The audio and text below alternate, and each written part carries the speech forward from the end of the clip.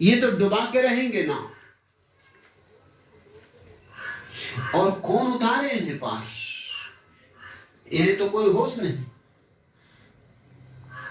यहाँ पे ओशो उन लोगों की बात कर रहा है कि जो बेहोश है, मतलब कि जो बिल्कुल ही ऐसे चलते हैं जैसे उनको पता ही नहीं क्या हो रहा है ज़िंदगी में। बेहोश कई लोगों को होश होते हैं, जैसे ओशो को होश आ गई है। लेकिन हम लोग बेहोश हैं, हमें पता ही नहीं हम एक्टिंग कर रहे हैं, सब कुछ हमें कुछ नहीं पता, हम बेहोश हैं। ऐसे कोई भी काम हम कैसे भी कर सकते हैं, पता नहीं चलता हमको। और इतना भी इन्हें होश नहीं कि जैसे होश आ जाए उसकी सुन ले। और सुनो, वो कह रहा है, ओशो कह रहा है कि इतने बेहोश हैं कि इनको ये भी नहीं पता, ये भी नहीं पता चलता कि जब किसी को होश आ गई है तो उसकी सुन लें। वो भी नहीं मानते कि नहीं, अगर हमको नहीं होश आ सकती तो उनको कैसे आ गई है। इतना भी इन्हें होश नहीं कि कोई होश में आ गया उसे पहचान ले। इसलिए थोड़े से ही लोग बुद्धों का लाभ उठा पाए। जीसस इसीलिए पहचान नहीं पाते अपने गॉड को। तो इसीलिए उन्होंने बहुत सारे हानियाँ हुई हैं पिछले पिछले कुछ सालों से, बहुत सारी हानियाँ हुई हैं जो इनको इसलिए करनी पड़ी क्योंकि ये अपने गुरु को नहीं पहचान सके। इतने थोड़े से शिष्य थे, 12। और जब जीसस को सूली लगी तो 1 लाख आदमी पत्थर फेंक। जीसस क्राइस्ट के बारे में बात करें तो उनके सिर्फ 12 शिष्य थे, और जब उनको सूली लगी ना तो पता नहीं कितने हज़ार लोग देखने आ गए। लोग तो तमाशा देखते हैं ना, जब कोई होली मैन, जब कोई किसी को दर्द हो रहा हो तो लोगों को खुशी होती है। को गालियां बकने को, सड़े केले और टमाटर फेंकने। क्यों आए लोग? क्योंकि जिसको मौत मिल रही है उसको और ज़्यादा तकलीफ देने के लिए उसको सरे टमाटर मारे गए, सरे केले मारे गए लटकाने से पहले। इकट्ठे हो गए। सुनने को कोई नहीं आता था, समझने को 12 आदमी केवल सुनने समझने को कोई नहीं आता था जीसस के पास, लेकिन जब उनको सूली पे चढ़ाया गया तो कितने हज़ार लोग इकट्ठे हो गए। बड़ा बुलशिट। लेकिन सूली देखने को 1 लाख आदमी इकट्ठे हो गए। ये जमात है पागलों की। पागल हो आप लोग, पागल हो। और उसको कह रहा है कि तुम लोग पागल हो और तुमको ये भी नहीं पता कि तुम लोग पागल हो।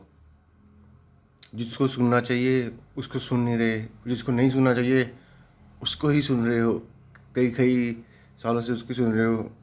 तो so this generation needs new God.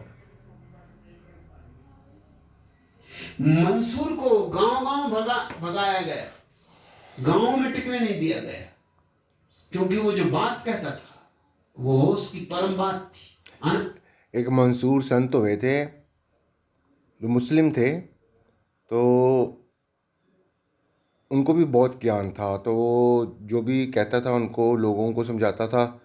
उनको समझ पल्ले नहीं पड़ती थी बात, और जब पल्ले नहीं पड़नी बात तो फिर समझना कैसा, नहीं समझते थे वो, इसलिए नहीं वो अट्रैक्ट हुए उससे। उसने घोषणा कर दी थी, अहम ब्रह्मास्मि, मैं ब्रह्म और तुम भी ब्रह्म।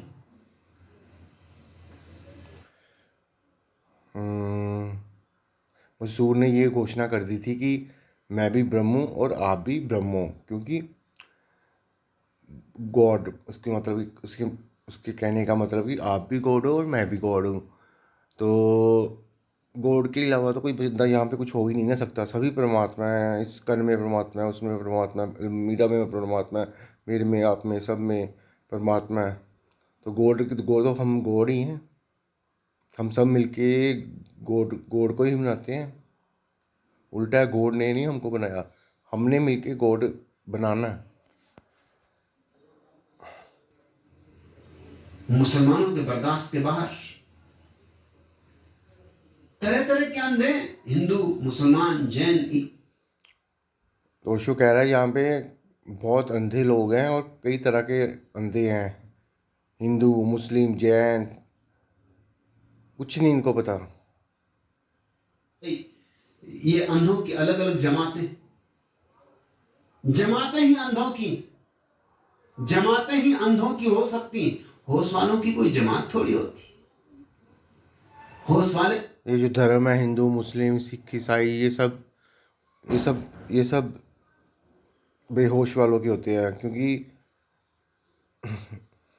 जिनको होश आ गई उनका भी धर्म थोड़ी ना रह जाता है, फिर अंधों कोई की जगह। संप्रदाय थोड़ी होता, कोई धर्म थोड़ी होता। होश वाले का कोई देश थोड़ी होता, कोई जाति थोड़ी होती, कोई वर्ण थोड़ी होता।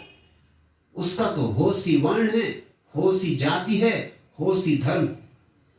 जिनको होश आ गई होती है उनका कोई देश थोड़ी ना होता है। आपको जिनको होश आ गई, अब आप ये जरूरी कहोगे मैं इंडिया का हूँ, मैं ये फलाना हूँ, ढींगा हूँ। जिनको होश आ गई वो सारा वर्ल्ड ही उनका है, सारी यूनिवर्स ही उनका है। गांव गांव से मंसूर को भगाया गया, कोई टिकने न देता था, कोई छप्पर में नहीं रुकने देता था, कोई भोजन नहीं देता था। लेकिन जब सूली लगी तो लाखों लोग देखने इकट्ठे हुए। अजीब लोग जो उसे सुनने कभी ना आए। अमृत, ये अजीब लोग हैं। अशु कह रहा है ये लोग कितने अजीब है, जब सुनने का टाइम था तो सुना नहीं, अब सूली पे लगने का टाइम है तो सब आ गए हैं। डिस्गस्टिंग। सारा था, लेकिन उसे जब मारा गया उसके